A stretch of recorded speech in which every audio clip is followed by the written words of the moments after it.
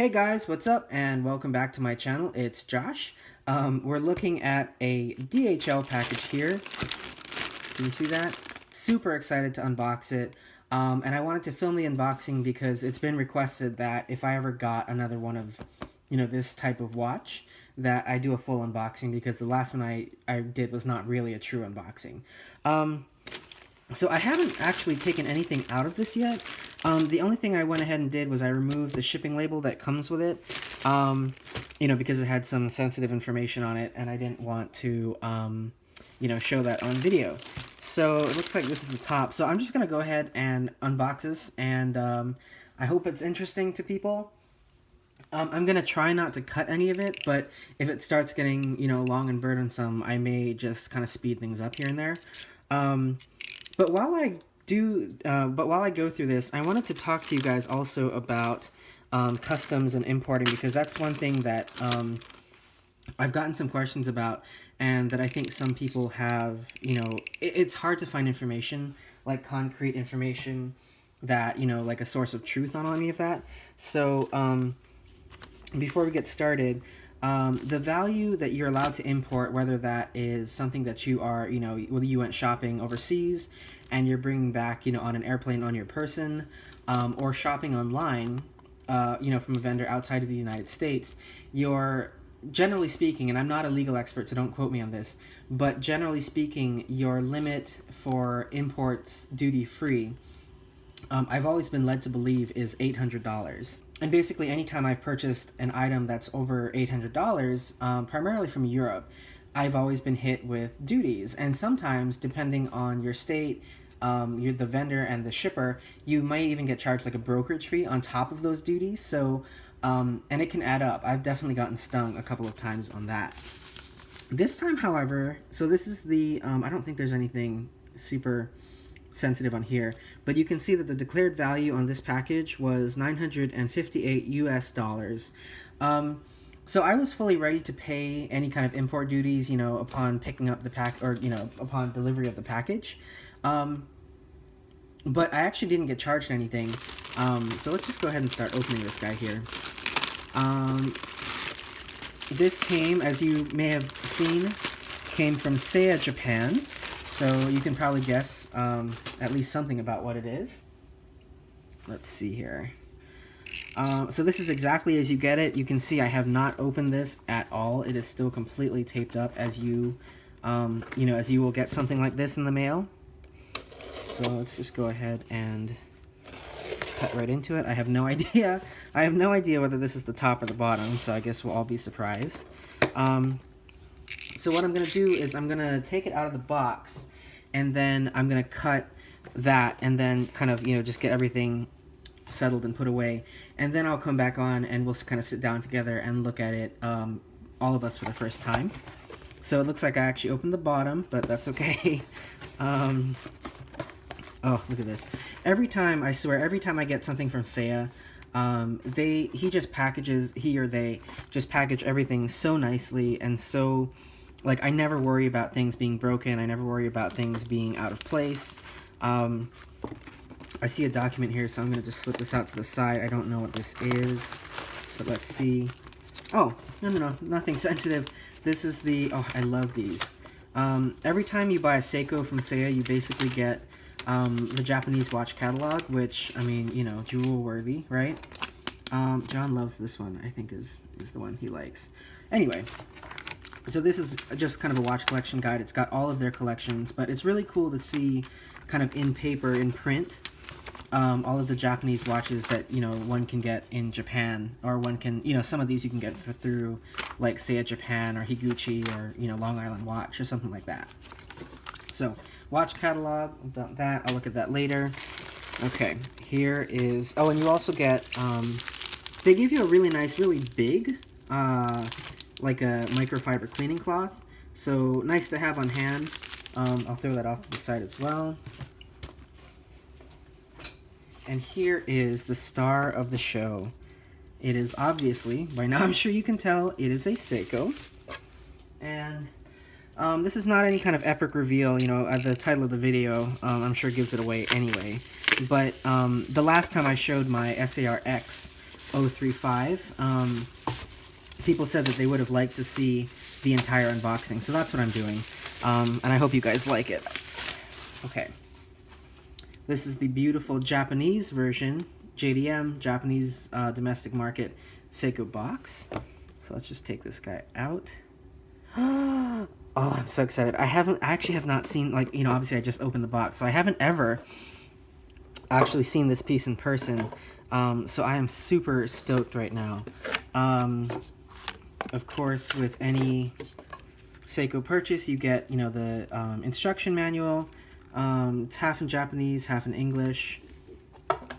Then I think that this is the same thing that you get with a U.S. domestic market Seiko, but this is just, you know, kind of like the warranty and information, and then you have like your certificate of guarantee here in the back. I don't know what you can and can't show on this, but I'm sure if you Google it, you know, you can see all the information that's on one of those. Okay, now for the star of the show. I'm so excited. And this, oh, look at this, perfectly packaged. See, this is exactly what I mean, like the attention to detail that Seiya puts into their packaging, and the way that, you know, they ship the watches, just stellar. So this is, oh, that's inside the plastic. Okay, so let's just go ahead and rip into this guy. Oh, so excited. This is the Presage. Can you see that? Let's see.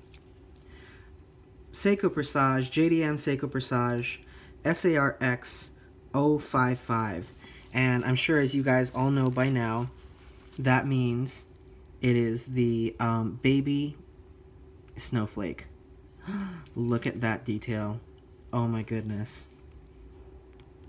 Oh my goodness. Okay, well, I'm gonna go ahead and get all of this stuff wrapped up, and then I'm gonna, you know, I'll sit down and we'll take the tape off, and I want to talk to you a little bit about why I bought this watch, because I said this wasn't my thing, and here I am opening it. So anyway, I'll be right back, and we will go ahead and just kind of look at this guy together. Let's just start taking off the... I love Seiko's, like when they, you know, when you get a brand new watch from them, all of the tape and the sticky bits, and it just everything feels like there's just so much attention paid, not only to the watch but to the you know, to the packaging, the way that everything is kind of protected. Man, this thing is so light. Yeah. Okay, so let me just start talking about why I wanted this watch. When I showed this guy in the video reveal or kind of introduction that I did on my Seiko Presage SARX055, which is this guy here, I specifically said I went with this because this was not my thing. I didn't like the titanium, I didn't like the face, I didn't like anything about it, blah, blah, blah, blah, blah, and on and on and on. Well, over the last 6 months of owning this guy and wearing this, this is probably, to be honest with you, this ties with my Tissot Heritage 1948 chronograph down there and my Omega as sort of the 3 watches that I wear the most. And so that should give you some idea of like how much I really wear this watch and how much I love it. And so over the last, you know, 6 months or so, or however long I've had that, I've loved it so much. And every time I wear it, I think to myself how nice it would be to have a lighter face version of that. So I was originally looking at the Presage SARX033. I think it's the 033. And it's basically this with a white face and blue hands. Not the Snowflake, but just kind of like a glossy white face with 3 blue hands. And I was looking at it and thinking about it, and then what actually happened, what sold me on wanting, you know, something with a face like this guy, was I actually went into the Benbridge jeweler in my, like at the big shopping center where I live, and saw the Grand Seiko, like the actual, you know, Grand Seiko Snowflake,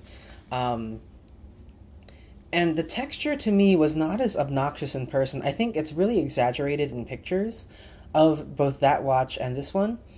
Um, but when you see it in real life, it's really not that, like, even, like looking at it here under my, and these lights are super bright, obviously, for filming. So let me see if I can even um, give you a better idea, kind of without all of that highlight blowout. Um, the dial is really not that crazy busy. Like, it doesn't, I feel like in the pictures, it really just kind of like pops at you. And so for me, that was a turn off because I didn't want to, have a watch that looks so dazzling all the time. I think is probably the best way to put it. So anyway, John and I went into the Benbridge at the shopping center, and they actually had the baby's, not the baby, the Grand Seiko Snowflake. And obviously that one is titanium as well, as is this one. And I tried that on, and I wore it around, and not like I bought it, but I just kind of wore it in the store there, and I was really impressed at how, again, the face, the dial, this kind of snowflake texture dial, it's really pronounced in pictures, but when you put it on your wrist and you look at it in person, like even as we're looking at it here, it really doesn't, like you see it and it's just beautiful, but it doesn't take away from any of the detail, the fine detail in the hands, in the indices, and anything like that. So after seeing that and wearing that and feeling the titanium in person, it sort of started to change my mind. I have sort of fallen in love with the dial of this watch. I have to be honest about that, despite saying that it wasn't my thing. And I think I can get over myself with the titanium as well. Like, it definitely is going to take some getting used to on my part because, again, like my everyday watch is my Seamaster, and I love wearing, I love wearing the Seamaster. I love wearing the 035, and so I think the titanium, it definitely does feel lightweight, but I have to correct what I said in the original video that I don't think the titanium does not feel cheap. It just feels light. But it doesn't feel light like plastic feels light, if that makes sense. Seikos are, well, I mean, like the high-end, the JDM mid-range Seikos like this, the Presage line, is so finely crafted.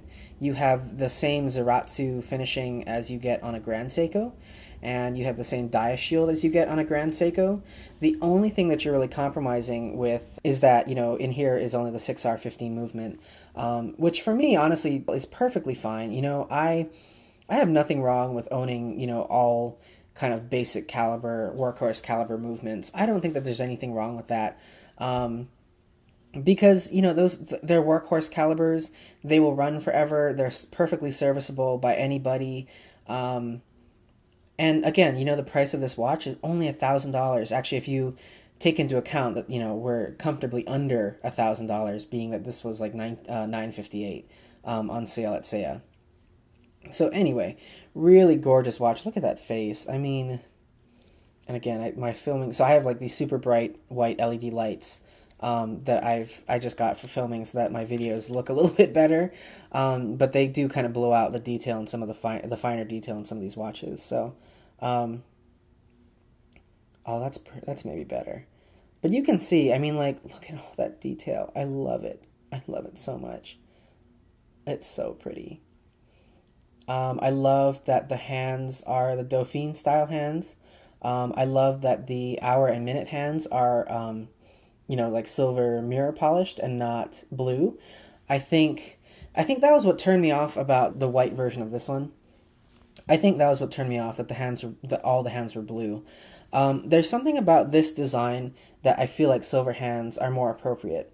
I do like that this one has the blued second hand. You can see that? It's looking silver, isn't it? Anyway, I do like that this one has the blued second hand because I think it's like just that one little accent of color on an otherwise completely silver watch that really makes it pop. Now, I don't know if you can tell here, looking at these two, they're almost identical in terms of, oh, I do have a scratch there, in terms of their design. And I will do, so what I'm planning to do is a full comprehensive comparison video between SARX055 and SARX035. But I want to have and wear this watch a little bit more before I do that, because I feel like I don't know enough about it yet, as an owner of the watch to really give you a proper comparison between the two. So look for that on my channel in the coming weeks or months. I will try to get around to it. Other than that, I mean, honestly, like, I love the design of this watch is just perfect in my opinion. And so I really, really wanted to have, again, this, but with a white face. And that is absolutely what this watch, what the baby Snowflake does. See that? Same clasp, very similar bracelet design. It looks like you can tell that there's a bit of finishing difference between the titanium and the stainless steel. Ever so slightly. This one is maybe a little bit more glossy in the way that it reflects light, versus the titanium is definitely very matte. I don't know if you can really see that, but take my word for it. Okay, so anyway, very similar case design. I mean, you know, look at that. So the last thing I wanted to do, because everybody talks about how lightweight this guy is, I have my Omega Seamaster, and this is the pre-2018 version, the 41 millimeter. I have my SARX035. I've got my Rado True Automatic, and I have my Tissot Heritage 1948 chronograph. And I also have, grab it here, my kitchen scale. So we're at 0 grams, so I'm going to weigh this guy first. Now, small disclaimer, it's probably not going to make that much of a difference, but these are all sized for me, and this one is not yet. So just lay that guy down there. Okay, so this guy is 106 grams by my measurement, and this, you know, I'm sure it's not a scientific measurement, but my kitchen scale, we're going to weigh all the watches on the same scale, so, you know, you'll see the same difference, basically. So 107 grams on the on the baby Snowflake. Let's see. The Omega is by far going to be the heaviest of them. Oh, yeah. 161 grams. Let's try the 035. 140 grams. Okay, so you see the difference between, I mean, again, same movement, same design, same case size, same everything, but the difference between stainless steel and titanium. So it's not half the weight of this, but it's almost half the weight of it. Okay, so we did those guys. Let's try the Rado ceramic. This one, so this is my Rado. It is a ceramic watch. I know a couple of you have requested a review on that. I will get to that, I promise. So this is ceramic and not stainless steel. This is not like ion-plated coating or anything. This is true. It's basically tungsten, if you are a metal, if you know your metals. 108. So this is also, you know, tungsten ceramic does tend to be lighter than stainless steel, and you can see on the Rado really how thin the bracelet is, which is something you can do with ceramic because it's a super hard metal versus stainless steel. So ceramic watches do tend to be lighter in that respect. And then finally, we have my Tissot Heritage 1948 automatic chronograph. Now this guy is really lightweight because it has a hesselite crystal and a leather band on it. So yeah, this is by far the lightest of them all. But again, I don't know if it's a fair comparison because, again, it's got a hesselite crystal and a leather band. I just thought it would be interesting for us to look at, though. So yeah, that's the SARX055 Baby Grand Seiko Snowflake. I guess, you know, there's not really much else to say, you know, before I get into like a full in-depth kind of review and comparison, I think, between these two guys. But I will say, you know, having handled the real Snowflake, like the Grand Seiko Snowflake, I don't think that it's fair to say that this is like the baby version of it, because the face on that Grand Seiko Snowflake is so much more, like, just so much more. Everything in that watch is just so much more than this watch.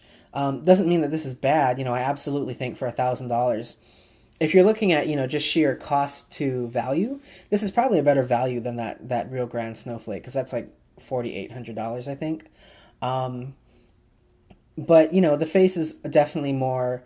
It's even though how intricate this one is, it's definitely more intricate on the Grand Seiko. The Grand Seiko also has spring drive, um, and a couple other things like that. So while it is definitely inspired by that, I don't think it's necessarily fair to say that this is kind of like the poor man's version of it. Um, I think that if you're ordering this thinking that it is going to give you that same sort of feeling, I think you're going to be disappointed. But if you take this as maybe the best value watch for $1,000, like the most detail, the most finish, the most prestige, the most visual panache of any watch for $1,000, then this is a stellar value, and you will be absolutely thrilled to have this, as I clearly am. So anyway, thanks so much for watching this video, guys. I will be back with a full kind of, in-depth review and kind of comparison with the 035 as soon as I get acquainted with my new baby here. And yeah, that's about it. So again, just in closing, this is the, SARX055 Presage automatic, made in Japan, JDM market model. Retails for 130,000 yen, and is anywhere between like I paid $958 from Seiya online. They were doing $100 off sale though, so regular price from Seiya is $1,058 and on top of that, I paid $20 for the DHL shipping. Which, by the way, I have to say one last thing. I promise this is it. It left Japan on Friday evening and got to me here in the United States on Monday morning. Like, literally insane how quickly it gets, how quickly DHL ships it. So, anyway, I highly recommend, if you do buy from Seiya, I highly recommend to go the DHL route. It's only $20 for express shipping. And from Japan to the United States in 2 days is crazy. So, highly, highly recommend that. This has been a first look at the watch, and I will be back to talk more about it soon.